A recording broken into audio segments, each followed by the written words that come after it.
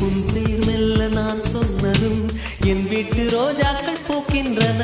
ஒரு நாள் உனை காணாவிடில் எங்கே உன் அன்பென்று கேட்கின்றன. நீ வந்தால் மறுகணம் விடியும் என் வானமே.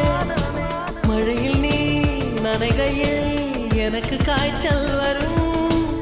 வெயிலில் நீ நடக்கையில் எனக்கு